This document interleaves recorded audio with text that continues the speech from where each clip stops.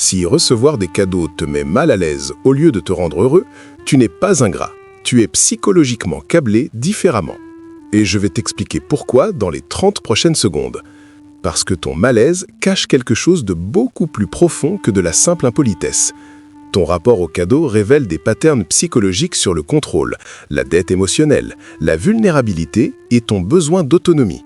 Alors, avant que ce commence, assure-toi de t'abonner à la chaîne si ce n'est pas encore fait. Quand quelqu'un te donne un cadeau, tu ne ressens pas de la gratitude, tu ressens une dette, une obligation invisible qui s'installe. Ton cerveau crie « Maintenant, je lui dois quelque chose » et ça te panique. Exemple, c'est ton anniversaire. Un collègue t'offre un cadeau. Tu n'avais rien demandé. Tu souris, tu remercies, mais intérieurement, tu es stressé. Tu te demandes « Pourquoi il a fait ça? Qu'est-ce qu'il attend en retour? Est-ce que je dois lui offrir quelque chose d'équivalent pour son anniversaire? Comment je quantifie la valeur pour être équitable ?» Le cadeau est posé sur ton bureau. Au lieu de te faire plaisir, il te rappelle constamment cette dette non soldée. Tu préférerais qu'il ne t'ait rien donné. Le problème, c'est que ton cerveau traite les cadeaux comme des contrats sociaux implicites. Les psychologues appellent ça l'anxiété de réciprocité. Pour toi, recevoir n'est pas un plaisir gratuit, c'est une transaction déséquilibrée.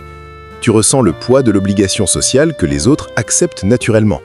Les études montrent que les personnes avec cette aversion ont souvent grandi dans des environnements où l'amour était conditionnel. Rien n'était vraiment gratuit. Chaque gentillesse cachait une attente. Ton cerveau a appris « les cadeaux ont toujours un prix caché » et tu refuses de payer ce prix.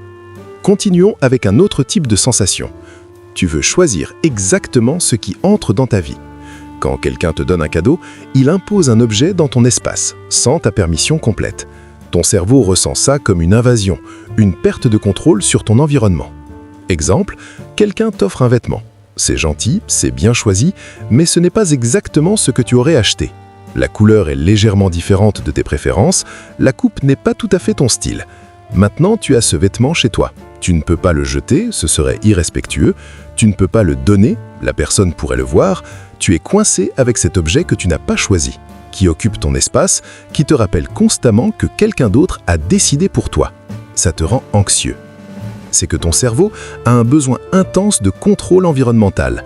Les neuroscientifiques appellent ça l'hyper-autonomie. Pour toi, ton espace personnel, physique et psychologique a des frontières strictes. Un cadeau non sollicité franchit ces frontières sans autorisation. C'est une violation, même quand l'intention est bonne. Les recherches montrent que cette hyper-autonomie se développe souvent comme mécanisme de défense. Peut-être que dans ton passé, les gens prenaient des décisions pour toi sans te consulter. Ton cerveau a appris « les cadeaux ont toujours un prix caché » et tu refuses de payer ce prix. Continuons avec un autre type de sensation. Recevoir te met au centre de l'attention. Tout le monde te regarde ouvrir le paquet, attend ta réaction, juge ton niveau d'enthousiasme. Cette visibilité forcée te terrorise. Tu veux disparaître. Exemple, fête d'anniversaire, moment des cadeaux. Tout le monde forme un cercle autour de toi, caméra sortie. Ouvre celui-là d'abord.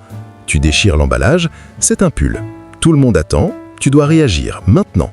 Montrer de la joie, de la surprise, de la gratitude. Mais ton cerveau est en mode panique. Est-ce que ma réaction est assez enthousiaste? Est-ce que je fais semblant de manière convaincante? Est-ce qu'il voit que je suis mal à l'aise? Tu forces un sourire. Waouh, merci! Mais tu veux juste que ça s'arrête, que l'attention se déplace ailleurs. Ce que tu dois comprendre, c'est que ton cerveau a une aversion à l'attention sociale concentrée. Les psychologues appellent ça l'anxiété de performance sociale. Recevoir un cadeau n'est pas un moment privé de gratitude pour toi, c'est une performance publique que tu es forcé de donner, avec un script que tu ne connais pas parfaitement et des attentes que tu ne peux pas toujours remplir authentiquement. Les études montrent que cette anxiété est souvent liée au perfectionnisme. Tu as peur de ne pas réagir correctement, de décevoir par ta réaction. Alors ton cerveau préfère éviter complètement la situation. Accepter un cadeau, c'est accepter qu'on prenne soin de toi. C'est reconnaître que tu as des besoins, que quelqu'un peut te combler. Cette vulnérabilité te terrifie. Tu préfères être celui qui donne, jamais celui qui reçoit. Exemple, tu traverses une période difficile. Un ami s'en rend compte. Il t'offre quelque chose de réfléchi, quelque chose qui montre qu'il a vraiment écouté, qu'il te connaît, qu'il se soucie de toi. Tu devrais te sentir touché. Au lieu de ça, tu te sens exposé. Il a vu ma faiblesse. Il sait que j'ai besoin d'aide. Je me suis montré vulnérable sans le vouloir. Tu acceptes le cadeau poliment, mais tu mets une distance, tu te blindes. Parce qu'accepter de l'aide, même sous forme de cadeau, te fait te sentir dangereux. Au fait, ton cerveau associe recevoir avec vulnérabilité et vulnérabilité avec danger. Les psychologues appellent ça l'évitement de l'intimité indirecte. Pour toi, donner c'est sûr, tu gardes le contrôle et le pouvoir. Recevoir c'est dangereux, tu admets avoir besoin de quelque chose de quelqu'un. C'est une ouverture émotionnelle que tu ne peux pas te permettre. Les recherches montrent que cette peur se développe souvent après des expériences où ta vulnérabilité a été exploitée. Tu as appris ne jamais montrer que tu as besoin de quelque chose, ne dépendre de personne, même pour un simple cadeau. Bravo à toi si tu es encore sur la vidéo jusqu'ici. La majorité aurait déjà décroché. Mais toi, tu continues. Et c'est justement maintenant que tout commence. Reste avec moi, on va plus loin. Ça devient psychologiquement intense. Tu ne te sens pas méritant. Quand quelqu'un te donne quelque chose, une voix intérieure crie « Je ne mérite pas ça ». Pourquoi moi et pas quelqu'un d'autre? Il y a des gens qui en ont plus besoin. Le cadeau devient un rappel de ton indignité perçue. Exemple, quelqu'un t'offre quelque chose de coûteux, un cadeau généreux. Tu devrais être reconnaissant. Au lieu de ça, tu es submergé par la culpabilité. Cet argent aurait pu aider des gens qui en ont vraiment besoin. Je ne mérite pas qu'on dépense autant pour moi. Je ne suis pas assez important pour justifier ça. Tu essaies de refuser. La personne insiste. Tu acceptes finalement. Mais le cadeau te pèse. Il te rappelle constamment que tu as reçu quelque chose que tu ne penses pas mériter. Chaque fois que tu le vois, tu ressens de la honte. C'est que ton cerveau a une estime de soi fragile, qui ne peut pas accepter la générosité. Les psychologues appellent ça le syndrome d'indignité chronique. Tu as internalisé un message. Je ne vaux pas la peine qu'on investisse en moi. Chaque cadeau confronte cette croyance, et au lieu de la remettre en question, tu rejettes le cadeau. Les études montrent que cette culpabilité est souvent liée à des messages d'enfance. Ne demande rien, ne sois pas un fardeau, les autres d'abord, toujours. Ton cerveau a appris que recevoir est égoïste, que tu dois toujours te contenter de moins. Si tu dois rendre un cadeau, il doit être parfait, exactement équivalent en valeur, en pensée, en signification. Mais tu ne pourras jamais atteindre cet équilibre parfait. Alors tu préfères ne rien recevoir pour ne pas avoir à rendre imparfaitement. Exemple, quelqu'un t'offre un cadeau incroyablement réfléchi. Il a passé du temps, de l'argent, de l'énergie. C'est personnalisé, parfait pour toi. Maintenant, la pression est sur toi. Pour son anniversaire, tu dois trouver quelque chose d'équivalent. Mais comment quantifier la pensée? Comment égaler l'effort émotionnel?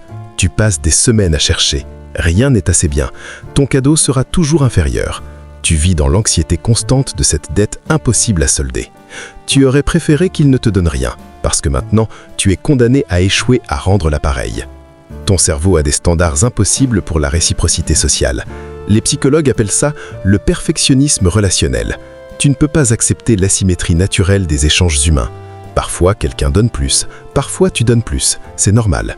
Mais pour toi, chaque déséquilibre est un échec moral. Les recherches montrent que ce perfectionnisme génère une anxiété sociale chronique. Tu es paralysé par la peur de ne pas être à la hauteur. Alors tu évites complètement les situations où tu pourrais échouer, comme recevoir des cadeaux. Dans ton passé, les cadeaux étaient des armes, des outils de contrôle, de manipulation, de culpabilisation. Après tout ce que j'ai fait pour toi, ton cerveau a appris les cadeaux ne sont jamais gratuits. Ce sont des pièges. Exemple. Enfant, un parent te donnait des cadeaux, puis les utilisait contre toi. Je t'ai acheté ce jouet et c'est comme ça que tu me remercies? Après tout l'argent que j'ai dépensé pour toi, les cadeaux devenaient des leviers de culpabilité, des preuves de ton ingratitude quand tu ne te comportais pas comme attendu. Maintenant, adulte, quelqu'un te donne quelque chose. Ton cerveau panique. C'est un piège, ils vont me le reprocher plus tard. Ce cadeau va devenir une chaîne. Tu ne peux pas profiter du moment, parce que ton expérience t'a appris que chaque cadeau a des conditions cachées.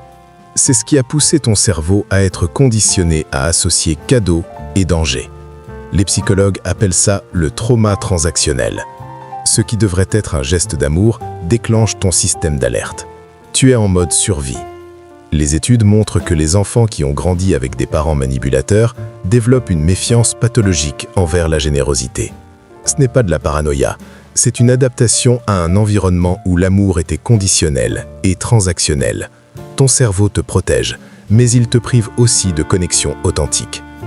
Ton identité est construite autour de l'autosuffisance. « Je n'ai besoin de personne, je me débrouille toujours seul ». Recevoir un cadeau menace cette identité. Ça prouve que tu n'es pas aussi autosuffisant que tu le prétends, et ça te déstabilise psychologiquement. Tu te vois comme celui qui donne, jamais celui qui reçoit. Tu es le soutien, la ressource, le fort. Quelqu'un t'offre quelque chose, ça t'irrite. Je n'ai pas besoin d'aide, je peux m'acheter ça moi-même. Pourquoi ils pensent que j'ai besoin d'eux? Ce n'est pas de l'arrogance, c'est de la peur. Si tu reçois, tu admets que tu n'es pas totalement indépendant, que tu as des failles, des besoins, que ton identité soigneusement construite de personnes autosuffisantes est une illusion. Cette réalisation te terrifie. Alors tu rejettes le cadeau pour protéger l'image que tu as de toi-même. Ton cerveau a rigidifié ton identité autour de l'indépendance totale. Les psychologues appellent ça l'autosuffisance défensive. Tu as construit un mur autour de toi. Recevoir crée une brèche dans ce mur, et tu ne peux pas te permettre cette vulnérabilité. Les recherches montrent que cette identité rigide se développe souvent après des expériences d'abandon ou de trahison. Tu as appris, ne compte que sur toi-même. Maintenant, même un simple cadeau menace cette règle de survie. Tu préfères rester isolé et autosuffisant que connecté et vulnérable. Si tu t'es reconnu dans au moins 4 traits, commente « Je déteste recevoir ». Pas pour te justifier, mais pour connecter avec d'autres qui vivent ce paradoxe, qui savent que refuser un cadeau n'est pas de la méchanceté, c'est de l'autoprotection.